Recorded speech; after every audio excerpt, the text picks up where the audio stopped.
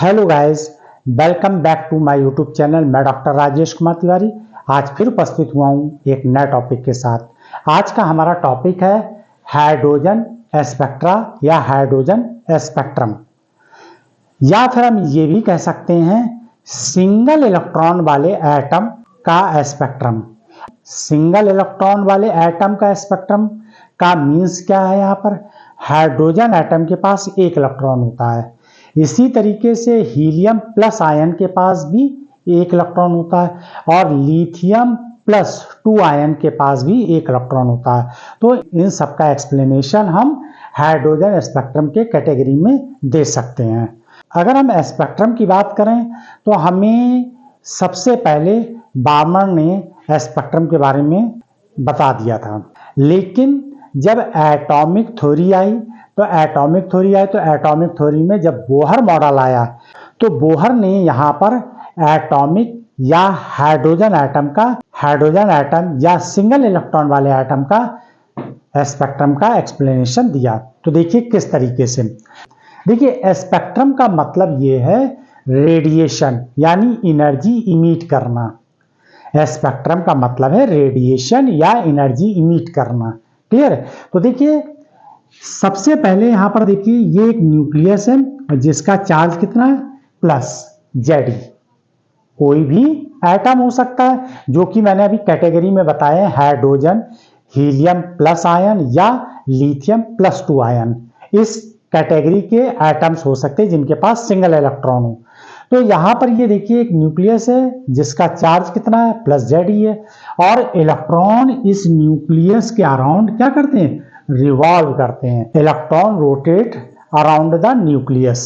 Electron क्या करते हैं? न्यूक्लियस के अराउंड रोटेट करते हैं। तो देखिए जब इलेक्ट्रॉन यहां पर रोटेट करेगा तो क्लोज ऑर्बिट में रोटेट करेगा। क्लोज ऑर्बिट है तो यानी इसका मतलब कोई रेडिएशन नहीं होगा।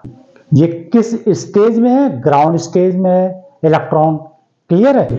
अब इलेक्ट्रॉन को हम एनर्जी दे दें, अब हम इलेक्ट्रॉन को बाहर से एनर्जी दे दें यानी एक्सटर्नल सोर्स से एनर्जी दे दें, तो क्या होगा कि इलेक्ट्रॉन हायर ऑर्बिट वाली यानी हायर एनर्जी लेवल वाले में जंप कर जाएगा।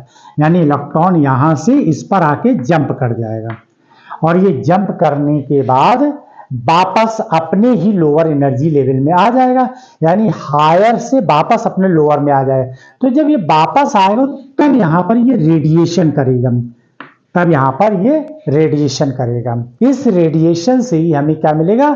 स्पेक्ट्रम मिलेगा।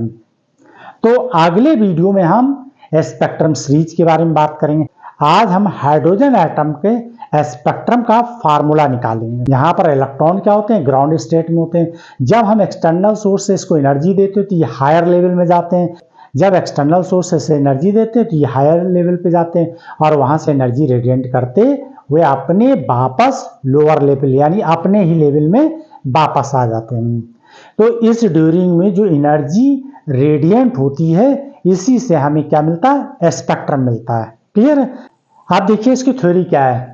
When hydrogen gas is filled in closed glass tube, जब हम हाइड्रोजन गैस को क्लोज्ड ग्लास ट्यूब में फिल कर देते हैं, then hydrogen atom does not emit radiation at room temperature. Room temperature पर कोई भी रेडिएशन नहीं होता है। Reason almost all the atom are in ground state, so electrons can not jump from lower to higher energy level, therefore the atom cannot emit any radiation। यहां पर basic बात यह है कि अगर हम कोई एक ग्लास चैम्बर ले लें, उस ग्लास चैम्बर में हाइड्रोजन गैस फिल कर दें और इसके बाद रूम टेम्परेचर पर देखते हैं तो हमें कोई भी स्पेक्ट्रम नहीं मिलता है, क्योंकि हाइड्रोजन एटम के जो इलेक्ट्रॉन होते हैं वो हाइड्रोजन एटम के इलेक्ट्रॉन ग्राउंड स्टेट में होंगे, तो कोई भी इलेक्ट्रॉन लोअर से हायर एनर्जी लेवल पे जाएगा ही नहीं, और जब वहां से जाएगा नहीं तो वो वापस आएगा भी नहीं, तो वापस नहीं आएगा तो रेडिएशन भी नहीं होगा। तो अब रेडिएशन कब होगा? When the energy is given external source heat या फिर high potential is applied between the electrode of the glass tube, या ग्लास ट्यूब के इलेक्ट्रोड के बीच में हम हाई पोटेंशियल अप्लाई कर दें, या हम गैस चैम्बर में हीट सप्लाई कर दें। तो अब क्या होगा, जैसे ही आप एनर्जी दे रहे हैं, चाहे पोटेंशियल अप्लाई करिए चाहे हीट दीजिए, इसका मतलब एक्सटर्नल सोर्स से आपने एनर्जी दे दी। और जब एनर्जी दे दी तो इससे क्या होगा, इलेक्ट्रॉन हायर लेवल में जंप कर जाएंगे, यानी लोअर से हायर में जंप कर जाएंगे। Then these electron jumps from lower to higher energy level and jump back higher to lower energy level, so atoms radiant energy. ये देखिए, हमने हाइड्रोजन गैस को एक ग्लास ट्यूब में फिल कर दी और रूम टेम्परेचर पर कोई भी इलेक्ट्रॉन इमिट नहीं होगा, क्योंकि वो ग्राउंड स्टेट में होंगे। तो वो कब एक्साइटेड होंगे, जब हम एक्सटर्नल सोर्स से इसको एनर्जी दे देंगे। एक्सटर्नल सोर्स से एनर्जी देंगे तो ये क्या होंगे, हायर लेवल पे चले जाएंगे और फिर वहां से रेडिएंट करते हुए एनर्जी वापस अपने लोअर लेवल पे आ जाएंगे। तो इसी प्रोसेस को हम बोलते हैं स्पेक्ट्रम। क्लियर है। और चूंकि हम हाइड्रोजन एटम की स्टडी कर रहे हैं तो इसीलिए इसका नाम हाइड्रोजन स्पेक्ट्रम है। बोहर ने हाइड्रोजन एटम या हाइड्रोजन लाइक मतलब helium plus ion, lithium plus 2 ion की ही स्टडी की थी। अब इसका हम फार्मूला ड्राइव करते हैं। एनर्जी ऑफ हाइड्रोजन एटम या one electron atom, one electron वाले एटम की एनर्जी क्या होगी, E equal to minus Z square M E की power 4 8 epsilon not square H square N square. इस एक्सप्रेशन का मैंने ऑलरेडी वीडियो बना दिया है, तो आप मेरे चैनल में जाके इसको देख लीजिएगा। जब आपसे ओनली स्पेक्ट्रम के बारे में पूछा जाएगा तो आपको यही करना होगा, इसको ड्राइव नहीं करना होगा। जब आपसे स्पेक्ट्रम के बारे में पूछा जाएगा तो आपको यहीं से स्टार्ट करना होगा, इस एक्सप्रेशन को ड्राइव नहीं करना होगा, आगे यहां से स्टार्टिंग करनी होगी। तो देखिए, ये एनर्जी का फार्मूला हो गया हाइड्रोजन एटम या हाइड्रोजन लाइक एटम की बात करें। अब देखिए, according to Bohr second postulate,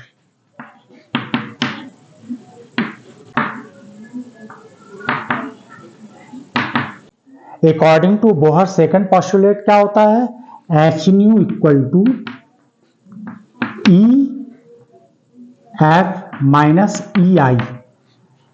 Bohr second postulate क्या होता है, equal to E F minus E I. E F का मतलब फाइनल यानी कि इस लेवल की एनर्जी, ई एफ का मतलब है हायर एनर्जी लेवल और ई आई का मतलब क्या है, ग्राउंड स्टेट। इससे हम रिप्रेजेंट करेंगे। ई एफ क्या है, हायर लेवल की एनर्जी, ई आई क्या है, ग्राउंड स्टेट की एनर्जी है, यानी इनिशियल और फाइनल स्टेज की एनर्जी के बारे में हम बात कर रहे हैं।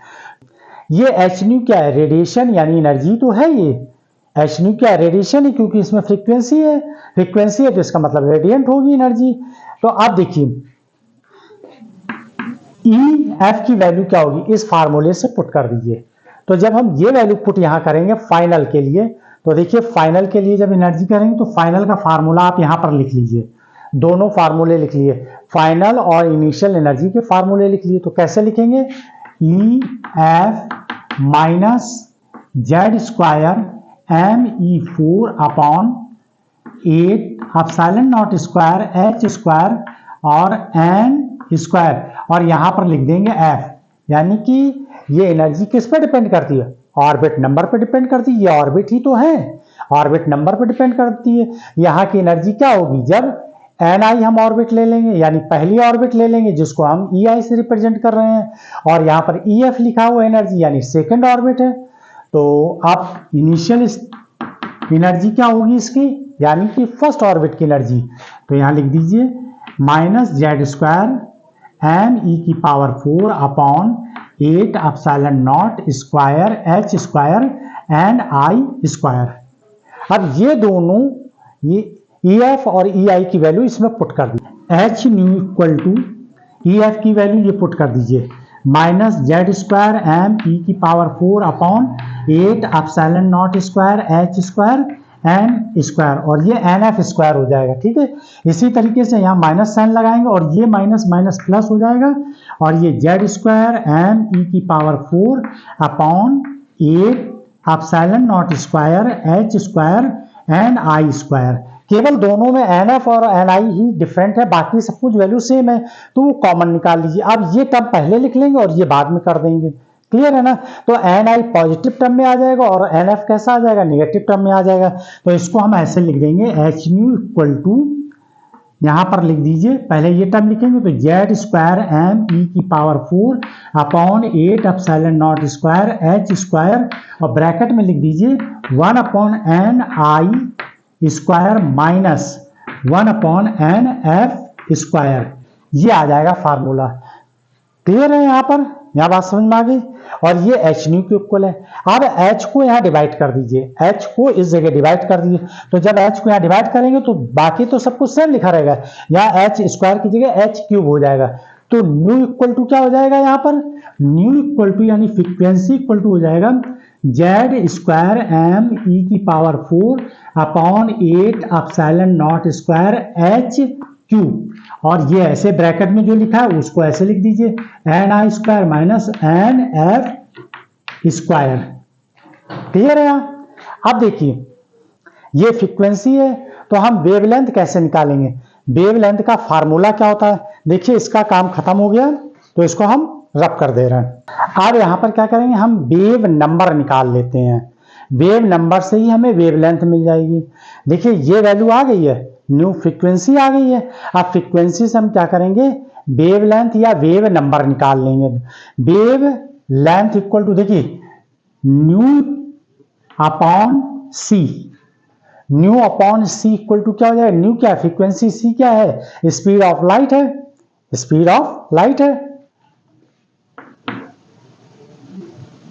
और nu upon C equal to किसके हो जाएगा, 1 अपॉन लैम्डा के हो जाएगा। ये किसके बराबर हो जाएगा, 1 अपॉन लैम्डा के हो जाएगा।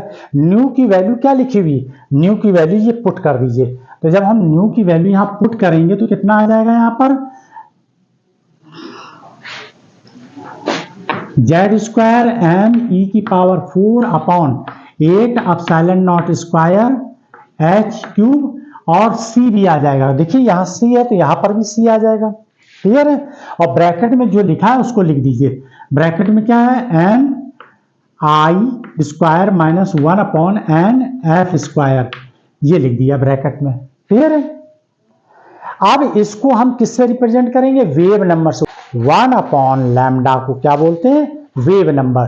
तो wave number equal to wave number को न्यू बार से रिप्रेजेंट करते हैं। 1 अपॉन लैम्डा इक्वल टू, ये पूरी वैल्यू लिखी, जेड स्क्वायर को छोड़ के, जेड स्क्वायर को छोड़कर बाकी एम ई की power 4 8 epsilon not square H cube C, ये किसके बराबर होता है, आर के। आर क्या है यहाँ पर, रिडवर्क कांस्टेंट है। क्या है, रिडवर्क कांस्टेंट है। यहां लिख दीजिए जेड स्क्वायर आर, ऐसे लिख दीजिए। यानी इतने की जगह पर, इतने की जगह पे क्या लिख देंगे हम, कैपिटल आर लिख देंगे। और इससे क्या बोलते हैं, रिडवर्क कांस्टेंट। इसकी वैल्यू क्या होती है, 1.097 इंटू 10 की पावर 7 मीटर इनवर्स। तो ये हो जाएगा जेड, और ये इतने में आर लिख दीजिए, और ब्रैकेट के अंदर लिख दीजिए, ब्रैकेट के अंदर लिख दीजिए 1 upon N I square minus 1 upon N F square, ये वैल्यू है। तो ये जो है स्पेक्ट्रम का फार्मूला आ गया। यही क्या है, स्पेक्ट्रम का फार्मूला है। अब देखिए हाइड्रोजन एटम के लिए, तो for hydrogen atom Z equal to 1 put कर दीजिए यहां पर। तो अब क्या आ जाएगा, nu bar equal to 1 upon lambda equal to R, bracket के अंदर आ जाए 1 upon N I square minus 1 upon N F square. तो ये फाइनल फार्मूला आ गया। ये है हाइड्रोजन स्पेक्ट्रम का फार्मूला। अब हम अगले वीडियो में जो है यहाँ पर जो डिफरेंट सीरीज हैं उन सीरीज के बारे में डिस्कस करेंगे। तो आई होप कि आप लोगों को समझ में आया होगा। Thanks for watching my video.